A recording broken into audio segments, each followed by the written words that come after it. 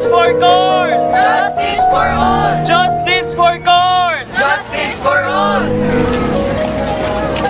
Delegate, I just would like to caution everyone to please not to be so quick on condemning our policemen dahil ibang-iba po yung kaso na yan.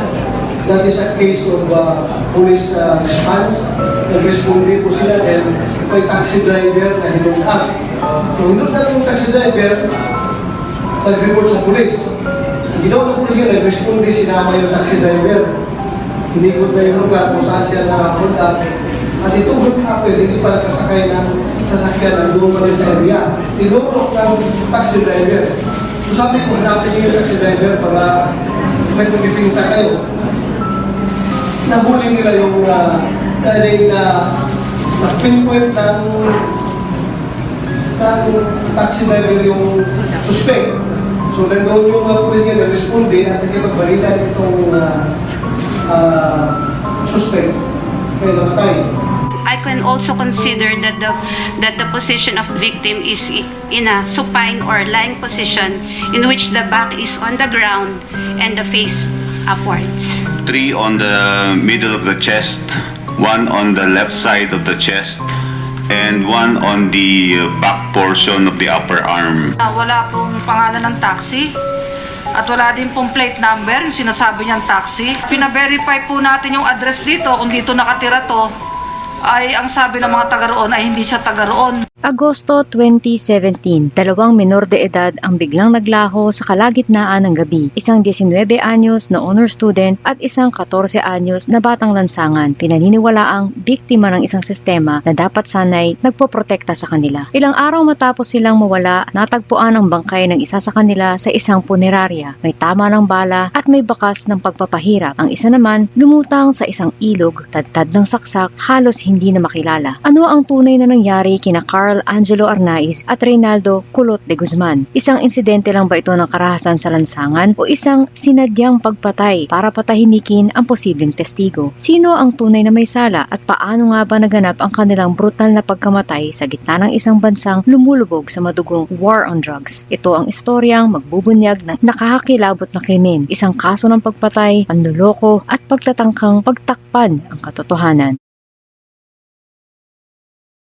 Si Arnaiz ay nawala sa loob ng 10 araw. Natagpuan ng kanyang bangkay noong ika-28 ng Agosto sa isang punerarya sa Caloocan. Ayon sa pulisya ng Caloocan, sangkot umano si Arnaiz sa isang pagnanakaw sa C3 Road. Ayon sa mga pulis, tinutukan umano ni Arnaiz ng baril ang isang taxi driver upang hold upin ito. Pinaputukan umano ni Arnaiz ang mga rumisponde na pulis, sina PO1 Jeffrey Perez at PO1 Ricky Arkelita, kaya't napilitan silang gumanti ng putok na naging sanhi ng kanyang pagkamatay. Sa ulat ng pulisya noong ika-30 ng Agosto, sinabing nakakuha sila ng 2 pakete ng marijuana sa bulsa ni Arnaiz at 3 pakete ng hinihinalang shabu sa kanyang backpack. Ayon sa mga ulat, sa mga lansangan ng Barangay 28, Caloocan, nakuha ng CCTV ang 3 lalaking sakay ng motorsiklo na sinusundan ng isang taxi bandang 3:40 ng umaga. Hinold up umano ni Arnaiz ang taxi driver na kinilalang si Tomas Bagcal. Matapos ang insidente, umalis ang mga motorsiklong nag-escort sa taxi. Bukod kay Bagcal, may iba pang sakay sa taxi na kinilala bilang si PO1 Jeffrey Perez de Guzman, Arnaiz at isang hindi pa natutukoy na lalaki. Ayon sa isang saksi, ang lalaking lumabas mula sa taxi at nakitang may kausap sa telepono ay si PO1 Perez. Makalipas ang ilang sandali, bumalik si Perez sa loob ng taxi. Eksaktong 3:47 ng umaga, huminto ang taxi sa tabi ng bangketa. Hindi ito kita sa CCTV footage. Ngunit ayon sa saksi, isa pang taxi ang dumating at nagulat ng insidente ng pagnanakaw. Ilang minuto ang lumipas, umalis ang taxi at nagtungo sa C3 kasama si De Guzman, Arnaiz, Perez at ang hindi pa natutukoy na lalaki. Ilang sandali pa, 2 putok ng baril ang narinig ng saksi. Sa kanyang pagsisiyasat, sa pinagmula ng putok, natagpuan niya ang walang buhay na katawan ni Carl Arnaiz sa damuhan. Sa pagsisiyasat, natagpuan ang isang 38 caliber revolver at 3 basyo ng bala na di umano'y ginamit ni Arnaiz upang makipagbarilan sa mga pulis. Noong unang bahagi ng Setyembre 2017, lumutang ang isang saksi na nagsabing sinamahan ni Perez si De Guzman sa isang police mobile sa C3. Gayunpaman, nagkasalungat ang pahayag ng saksi at ng taxi driver na si Bagkal. Noong ika-4 ng Setyembre, isang paraffin test ang isinagawa at natuklasan na nagpositibo ang kanang kamay ni Arnaiz sa gunpowder residue. Sa ginanap na pagdinig sa Senado, inilahad ng PNP Crime Laboratory na nagtamo ng 5 tama ng bala sa katawan si Arnaiz, 4 sa dibdib at 1 sa tiyan. Mayroon din mga pasa sa kanyang katawan, ngunit hindi matukoy ng pulisya ang sanhi nito. Ayon sa mga magulang ni Arnaiz, umalis siya sa kanilang bahay sa Cainta, Rizal kasama si De Guzman noong ika-17 ng Agosto upang bumili ng midnight snacks. Iginiit ng kanyang ama na ang tanging bisyo lamang ng kanyang anak ay paninigarilyo at itinanggi ang paratang na nagmamay-ari ito ng ipinagbabawal na gamot. Kalaunan, natagpuan ang hinihinalang bangkay ni De Guzman na palutang-lutang sa kinamatayang Caballo Creek sa bayan ng Gapan, Nueva Ecija. Pinaniniwalaan ng ama ni De Guzman na maaaring pinatay ang kanyang anak upang hindi ito makapagsalita laban sa mga pumatay kay Arnaiz. Nagsagawa ng DNA test ang PNP sa bangkay at sinabing hindi ito si De Guzman. Gayunpaman, iginiit ng kanyang mga magulang na tiyak silang siya ang kanilang anak. Ayon sa investigasyon, nagtamo si De Guzman ng 30 saksak sa katawan. Noong ika-19 ng Enero 2018, sinampahan ng kaso ang 2 bilang ng murder sina Perez at Arquilita matapos mapatunayan ang probable cause sa pagpatay sa 2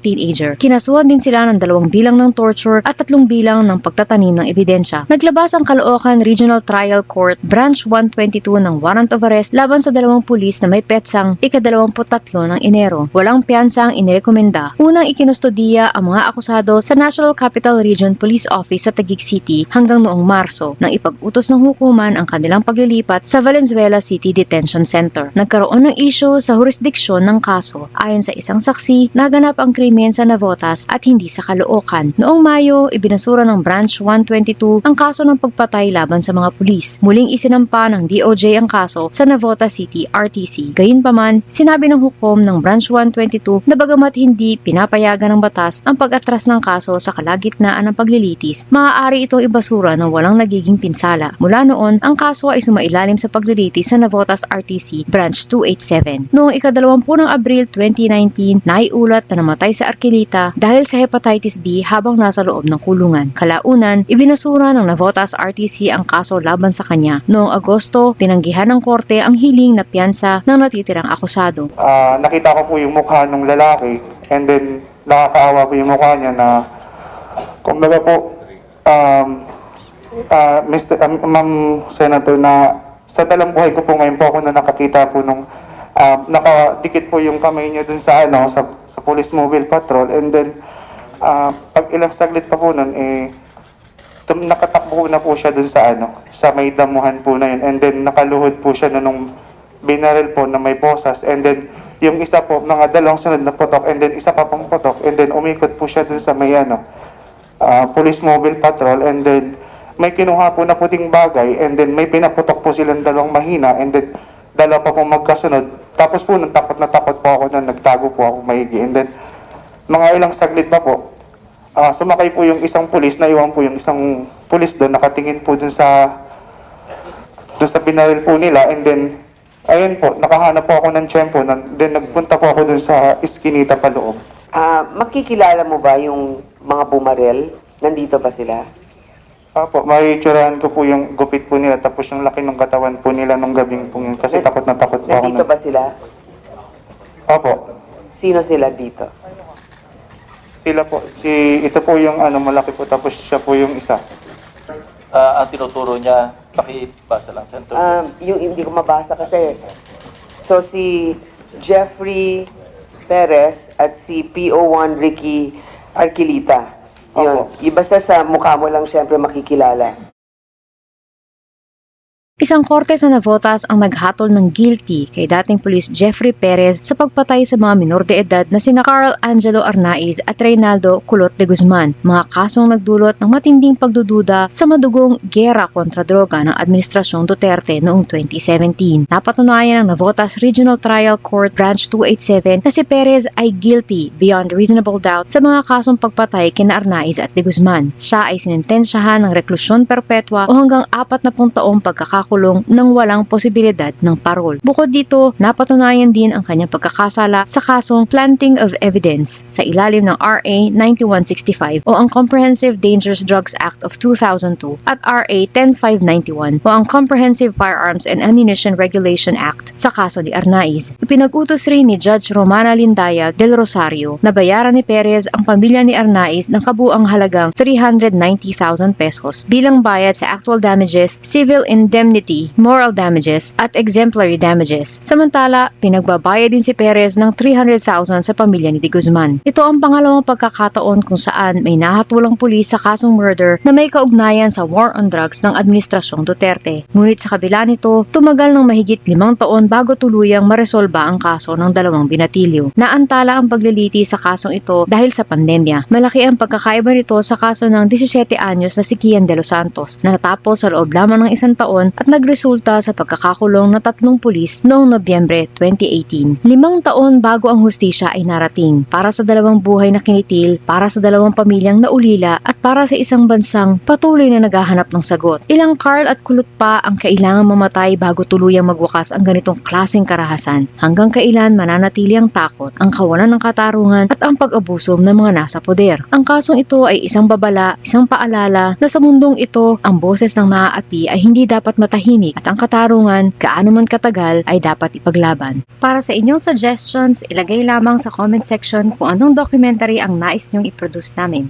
Kami ang bumbero ng Pilipinas, mga bayaning tagapagligtas, ang paglilingkod sa amin ay likas. Ang bumbero ng Pilipinas, kami ang bumbero ng Pilipinas, mga bayaning tagapagligtas, ang paglilingkod sa amin ay likas. Ang bumbero ng Pilipinas, ang bumbero ng Pilipinas, ang bumbero ng Pilipinas, ang bumbero ng Pilipinas, ang bumbero ng Pilipinas.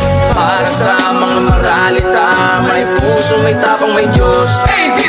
Para sa mga maralita, may puso, may tapang, may Diyos. Para sa mga maralita, may puso, may tapang, may Diyos. Para sa mga maralita, may puso, may tapang, may Diyos. Kami ang bumbero ng Pilipinas, mga bayaning tagapagligtas, ang paglilingkod sa amin ay likas. Ang bumbero ng Pilipinas, kami ang bumbero ng Pilipinas, mga bayaning tagapagligtas, ang paglilingkod sa amin ay likas. Ang bumbero